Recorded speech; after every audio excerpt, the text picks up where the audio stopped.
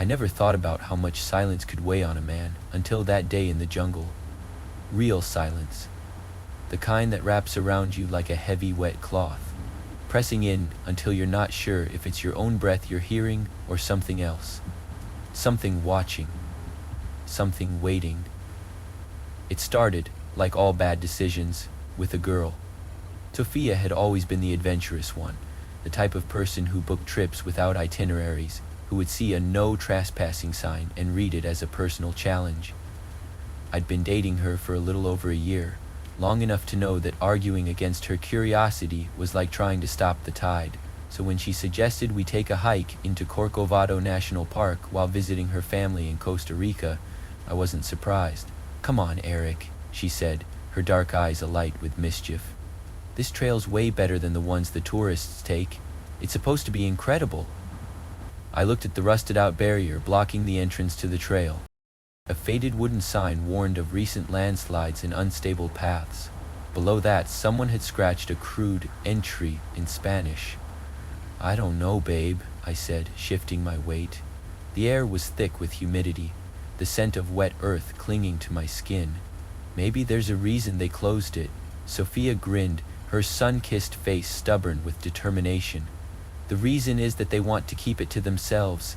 The best spots are always off limits." I sighed. I could have said no. I could have stood my ground and insisted we go back. But I was 22, in love, and the way she looked at me made me feel like I could do anything. So I smiled, took her hand, and together we slipped past the barricade into the jungle. At first, it was everything she'd promised. Slush, green, untouched. The trail wound through towering ceiba trees and thick tangles of vines, the air buzzing with the rhythmic calls of unseen creatures. It felt ancient, like stepping into a world that had never known the weight of human feet. For the first half hour we walked in easy silence, stopping to admire the occasional scarlet macaw flashing through the canopy, or the shimmering wings of a blue morpho butterfly. We even found a narrow waterfall cascading into a jade-colored pool. "It's perfect," Sophia said, pulling out her phone to take a picture, and it was, until we found the coati. The first thing I noticed was the smell. Coppery, thick. It crawled into my nose and settled there, making my stomach turn. Then, I saw it. Lying in the middle of the path was a coati, a small raccoon-like animal native to the region. But this one wasn't moving. Its fur was slick with dark blood, its limbs splayed at unnatural angles. But the worst part was its head, or rather, the absence of it. The cut was too clean, too precise. No animal had done this. I muttered, stepping back. Sophia had gone rigid beside me. "Oh my God," she whispered. For the first time since we started, she didn't sound excited. She sounded afraid. I forced myself to look around. The jungle pressed in on all sides, thick and impenetrable. The only sound was the distant chatter of birds. But something felt off, like we weren't alone. I swallowed, trying to push down the unease. Maybe a poacher got it. Sophia's voice was thin. "Then why didn't they take the body?" I didn't have an answer for that. Neither of us wanted to stay there any longer than necessary, so I grabbed her hand and gently pulled her along. "Let's just keep moving," I said. "There's no point in freaking ourselves out." She nodded, but I could tell she wasn't convinced. We walked faster after that. The deeper we went, the heavier the air felt, like the jungle itself was closing in around us. And then, 20 minutes later, we saw it again. The coati. No, not a coati. The same coati. It was impossible. We had been walking in a straight line. There was no way we could have looped back without realizing it. But there it was, lying exactly the way it had been before, blood still glistening in the dappled sunlight. A thick drop of something dark and black dripped onto its fur. I followed the slow, deliberate movement of the droplet, tilting my head up, and that's when I saw it. Hanging from the branches above us was the coati's severed head, suspended by a thin vine. It turned slowly, rotating in the humid air. Drip. A single viscous bead of black liquid oozed from the ragged neck, hitting the body below with a sickening splat. I didn't even realize I was backing up until Sophia grabbed my arm, her nails digging into my skin. "We need to go," she whispered. That was the moment I realized how wrong everything felt. The jungle had gone completely silent. No birds, no insects, nothing. The kind of silence that meant something was watching. And then, from deep in the trees, a scream tore through the air. Not an animal, not human either. It was a sound that should not exist, high-pitched, raw, vibrating with something that felt hungry. Sophia bolted, yanking me forward. I didn't argue. We ran, crashing through the underbrush, thorns tearing at our legs, branches slapping our faces. I didn't know where we were going. I just knew we had to get out. But the jungle wouldn't let us. The trees twisted, the paths blurred. I swore we passed that damn coati again. The scream came closer. Then, closer. A whisper against my ear. Too close, too real. "Eric!" I screamed. We burst onto the main path like drowning victims, breaking the surface of the water, nearly colliding with a man in uniform, a park ranger. He looked at us, taking in our wild eyes, our torn clothes, Sophia's shaking hands. "What happened?" he demanded. We told him everything, and for the first time, instead of scolding us, instead of telling us we had been stupid kids trespassing where we didn't belong, he looked afraid. "We need to get you both out of here," he said. That was the last thing I ever heard about it. The authorities took it seriously. They asked us questions, took down every detail, but they never told us what they found. Sophia and I broke up a few months later. We don't talk anymore, but sometimes I dream about it. That scream, that coati's head, spinning slowly in the trees. And in those dreams, the whisper isn't in my ear anymore.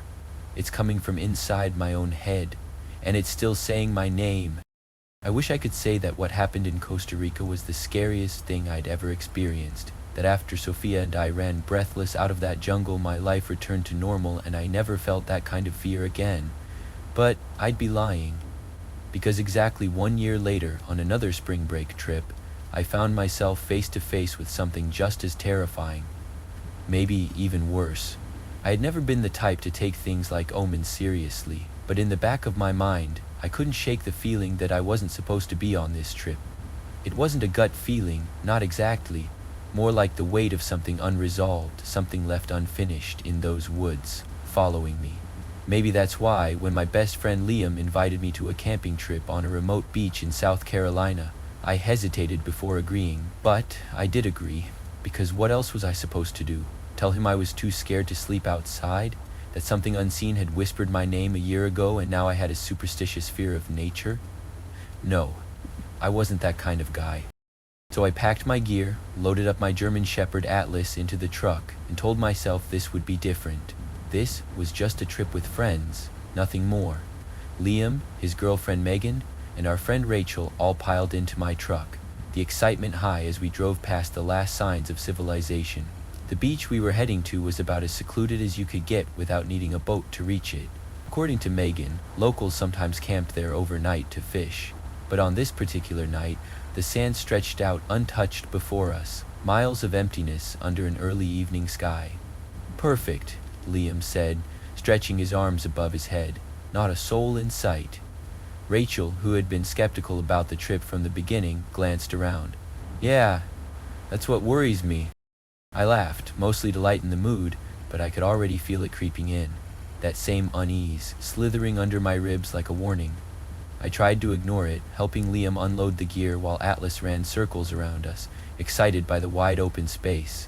We pitched our tents quickly, and by the time the sun had started setting, we had a fire going, drinks cracked open, and music playing from a Bluetooth speaker. It was shaping up to be a good night.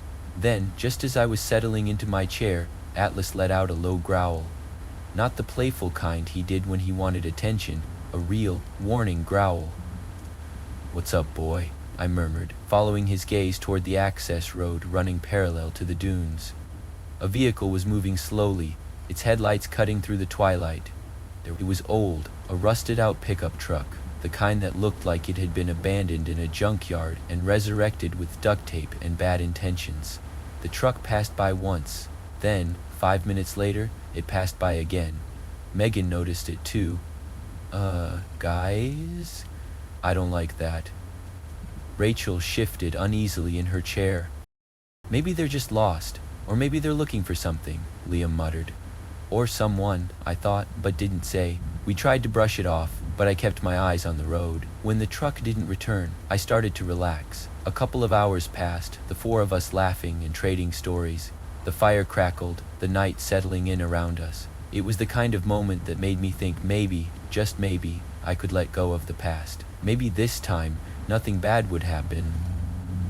And then I saw him, a lone figure standing near the edge of the dunes, just beyond the reach of our firelight, tall, lanky, and unmoving.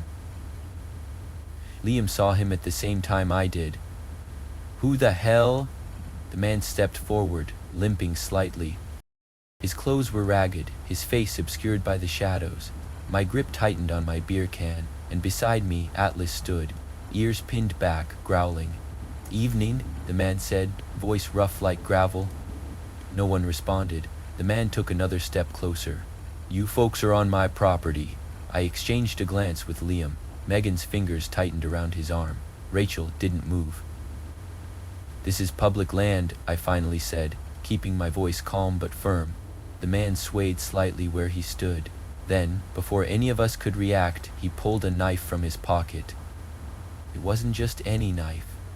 It was long, sharp, the kind meant for gutting, not just cutting. Atlas let out a snarl, baring his teeth.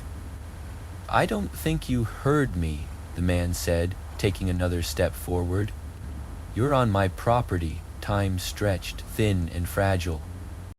The fire crackled. The waves rolled onto the shore. Then Atlas lunged. It happened so fast I barely had time to register it. 1 second my dog was beside me. The next he had clamped onto the man's arm, dragging him down into the sand. The knife fell, landing just inches from Megan's foot. The man let out a strangled yell, trying to shake Atlas off, but my dog held firm, growling deep in his throat. "Atlas, off!" I shouted. To my relief he listened, backing away but keeping his body between us and the man. The man staggered to his feet, clutching his bleeding arm, staring at us with wild eyes. Then he ran, straight back toward the dunes, disappearing into the darkness. No one moved, no one spoke. Rachel's breath came out in a shaky exhale. "We need to go." No one argued. We packed up fast, throwing everything haphazardly into our bags. But when we reached the truck, we realized the tires had been slashed. A wave of cold fear crashed over me. He had been planning this. He had been waiting. "Call the police," I said, shoving my bag into the bed of the truck. Megan fumbled for her phone, but her hands were shaking too hard to dial. I took it from her, punching in the number. My heart hammered as I explained the situation. The dispatcher said an officer would be sent immediately, but out here in the middle of nowhere, immediately meant too long. Liam held a flashlight, sweeping the beam across the dunes, searching for movement. Atlas stood alert, hackles raised. Then we heard it, a rustling, a whisper of movement in the dark. Rachel let out a choked sob. Atlas growled. I turned in slow circles, scanning the shadows. He was out there, watching, waiting. Then, in the distance, headlights appeared, bouncing down the narrow access road. Relief flooded through me as the police cruiser rolled to a stop. An officer stepped out, taking one look at our faces and immediately asking what had happened. I told him everything. He inspected the slashed tires, shined his flashlight toward the dunes, and radioed in a report. But by the time he searched the area, the man was gone, and he never came back. The police never found him. They never figured out what he wanted, why he had been waiting in the dark. We never camped on a secluded beach again. And to this day, I still wonder if we hadn't had Atlas with us, if my dog hadn't been there to fight for us, would any of us have made it out at all? I'd like to say that after what happened on the beach in South Carolina, I got smarter. That I stopped taking trips to isolated places. That I learned to listen to the knot of unease that tightens in my stomach when something isn't right. But the truth is, fear fades. Time does this cruel thing where it turns nightmares into stories, just things that happened to you once. It dulls the edges, makes you think maybe you were overreacting. Maybe the danger wasn't as bad as it seemed in the moment. That's how I justified taking another spring break trip the next year. But this time, the danger wasn't lurking in the trees or creeping along the beach. It was sitting right across from me, smiling, looking me in the eye. New Orleans had been on my list for a long time, and when my best friend Haley suggested we spend our spring break there, I didn't hesitate. The city was the opposite of the last 2 trips I'd taken, loud, crowded, full of life. It felt safe, or at least safer than the jungle and an empty stretch of sand. Our Airbnb was a cozy little place a few blocks from Bourbon Street, small, but perfect for 2 college girls looking to have a good time. The first couple of nights were exactly what we'd hoped for. Bar hopping, jazz clubs, beignets at 3 in the morning. It felt like a dream. Then we met Brandon and Jake. We were at a rooftop bar overlooking the French Quarter when they approached us. Brandon was charming, the kind of guy who looked like he belonged in a cologne ad. Tall, dark hair, expensive watch that he probably wanted people to notice. Jake was quieter, but something about him felt off. He never spoke much, just watched. But I wasn't looking at Jake. I was looking at Brandon, who leaned in just enough to make it clear who he was interested in. Haley gave me a look when he asked for my number. I could tell she wasn't sure about them, but I was caught up in the moment, in the warm buzz of alcohol, and the way he smiled at me like I was the only girl in the room. So I gave it to him. We made plans to meet up later that night, back at our place for drinks before heading out again. I should have known better. They showed up exactly on time. Brandon was all smiles, carrying a bottle of expensive tequila, saying something about how we needed to start the night right. We drank in the living room, laughing, and for a while it felt normal. Haley loosened up a bit, even flirted with Jake, though he still barely said a word. Then I noticed something. Brandon was too interested in my drink. Every time I set it down, his eyes flicked to it. When I went to the bathroom, I glanced back just in time to see him hovering over it, his hand moving like he was stirring something. I froze. When I came back, the drink was sitting in the exact same spot, but it didn't look right. The ice had melted too fast. The color seemed off, too cloudy. My stomach dropped. I picked it up, swirled it, pretended to take a sip. Then I set it down and smiled like nothing was wrong. I needed to get Haley alone. I needed to tell her we had to get out. "Hey, let's go to the bar down the street," I said, faking excitement. "I heard they have live music tonight." Brandon smiled, leaning in. "No rush? Let's have one more round here." Every instinct in my body screamed no. I faked a yawn, stretched, and said I needed the bathroom again. As soon as I shut the door, I pulled out my phone and texted Haley. "Don't drink anything. I think Brandon put something in mine. We need to leave." I waited, heart pounding, watching the dots as she typed. Then her reply popped up. "What? Are you sure?" I started to respond, but before I could, my phone buzzed again. Another message from Haley's number. "Help, I need you. Open the door." I froze, my breath catching in my throat. "What door?" I typed back. A few seconds passed. Then, "Front door. Hurry." I backed away from the bathroom door, heart hammering. I needed to think. Something was wrong. I was texting Haley. How could she be outside? My stomach turned. "Where are you right now?" I typed. No response. I took a deep breath and cracked the bathroom door just enough to peek out. Haley was still sitting on the couch. Jake was beside her, his body turned slightly toward her, too close. She was looking at her phone, brow furrowed. I swallowed hard and texted again. "Someone else is texting me from your number." She looked down at her phone, then back at me. I saw the moment it clicked for her. Her eyes widened. She stood up fast, knocking her drink over. "Actually, I think we should head out now," she said. Too loud, too forced. Brandon's smile didn't falter. "What's the rush?" Haley's hand shook as she grabbed her purse. I moved toward her, my heart pounding. We needed to get out of there. Then, someone knocked on the door. 3 sharp, deliberate knocks. I turned to look. My body went cold. Through the peephole, I saw Brandon. But Brandon was standing behind me. The man at the door was the same height, the same build, but his face was shadowed, turned slightly away. I could feel the blood drain from my face. "Who is it?" Brandon asked casually. My mind reeled. This didn't make sense. I could hear him behind me, but I was looking at him through the peephole. My fingers hovered over the lock. Then the door handle jiggled. Brandon sighed behind me, like he was annoyed. "Guess you figured it out."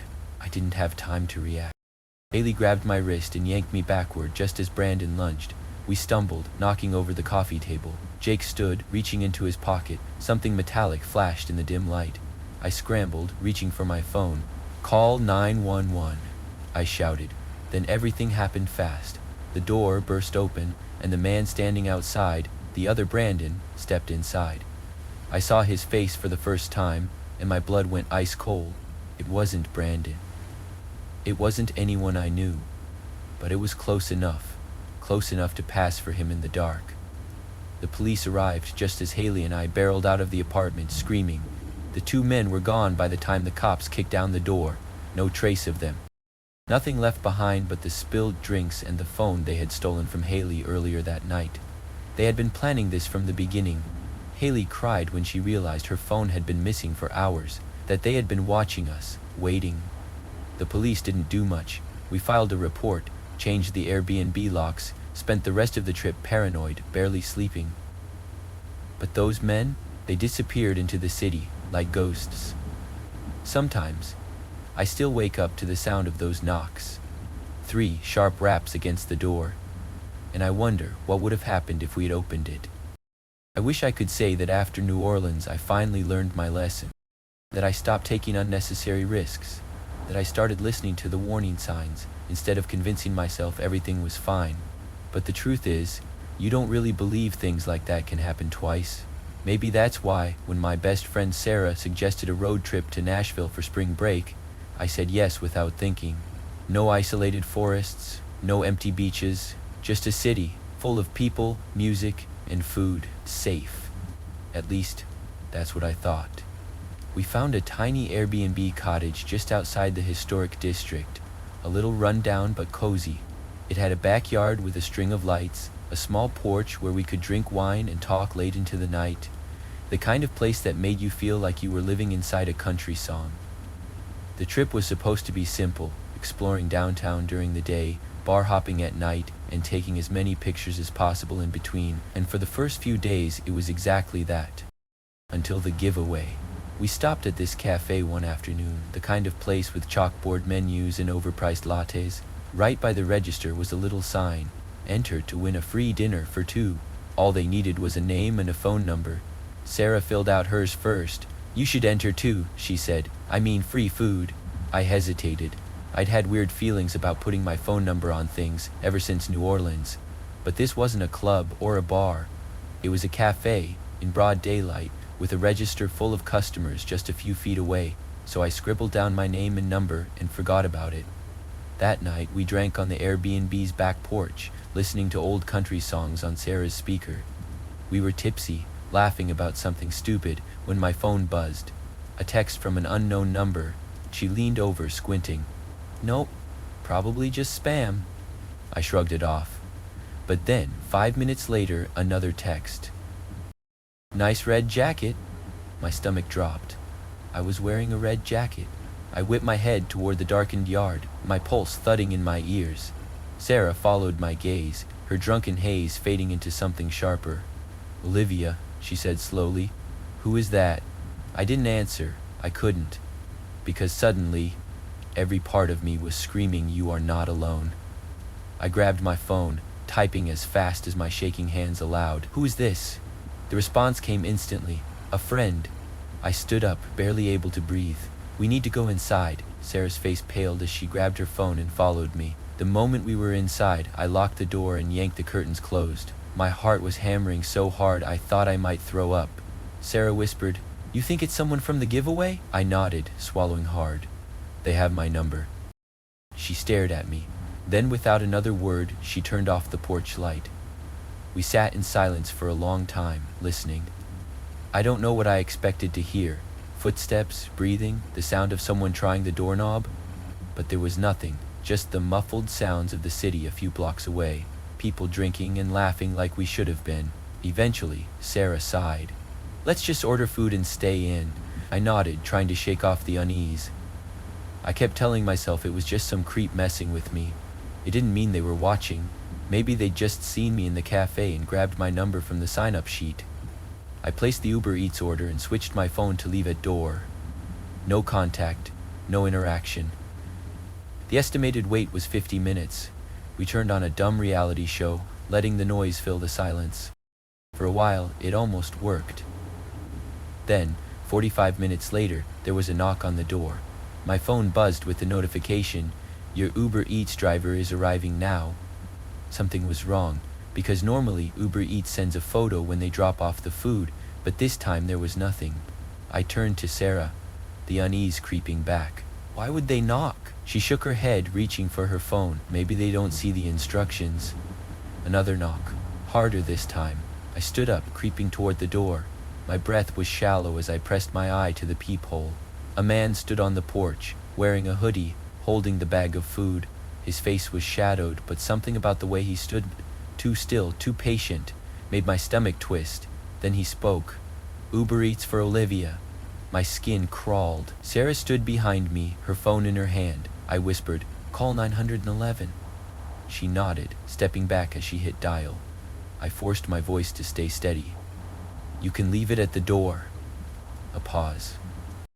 Then, too calmly, "I need you to sign something." "No." Every part of me screamed, "Do not open the door." I didn't answer. I just backed away, shaking. Sarah was on the phone with dispatch, whispering into the receiver. Then the man tried the doorknob. The metal rattled, sending a surge of pure terror through me. I grabbed Sarah's arm, dragging her away from the door.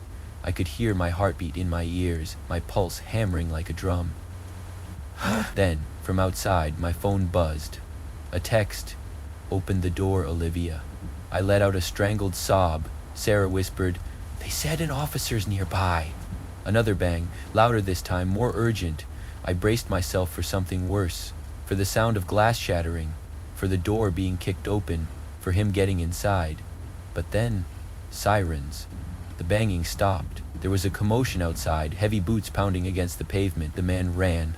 We heard shouting, the crackle of a police radio. Minutes later there was another knock, but this one was different. A sharp 3 taps, followed by a voice. "Nashville PD!" Sarah and I collapsed. The police found the man a few houses down, trying to hide behind a dumpster. He was arrested, but that wasn't the part that scared me most, because when they searched him, they found a notebook. Inside, there were pages of names and numbers, all written in careful, precise handwriting. Mine was one of them, so was Sarah's, so were 5 other girls, all from the cafe. The police wouldn't tell us exactly what else they found, only that he had a violent history, that we were lucky we didn't open the door. Sarah and I left Nashville the next morning. I never entered another giveaway, never put my number on a form again, and I never ever order food without checking the driver's face first, because I still hear that knock sometimes, and I wonder, if the police hadn't shown up when they did, if I had hesitated for just a second longer, would I still be here to tell this story? If there's one thing I've learned from these experiences, it's that fear is your friend. It's not something to ignore or brush off. It's your body's way of telling you that something is wrong, that danger is closer than you think. Too often, we convince ourselves that we're overreacting, that we're just being paranoid, but paranoia has never gotten anyone killed. Ignoring it has. Looking back, I can pinpoint the exact moments where I could have made a different choice. In Costa Rica, I should have listened to my gut when I saw that trail was closed. In South Carolina, I should have recognized the warning signs the moment that truck passed by the second time. And in New Orleans, I should have never let my guard down just because someone was charming. The biggest takeaway from these experiences is this: danger doesn't always look like danger. It doesn't always come with a hockey mask and a chainsaw. Sometimes, it looks like a kind stranger, a friendly face, a seemingly innocent situation, but the moment something feels off, trust that feeling. The worst thing that happens is you were wrong and a little embarrassed. The alternative? It's a whole lot worse. So if you take anything from these stories, let it be these lessons. Never ignore your instincts. If something feels wrong, it is, period. Don't go to secluded places, even if they seem exciting. Trails, beaches, and even quiet Airbnb rentals can turn into traps. Always let someone know where you are. Share your location with a trusted friend. Be cautious with strangers, especially while traveling. A friendly face can hide the worst intentions. Lock your doors, double check them. If someone insists you open it, don't.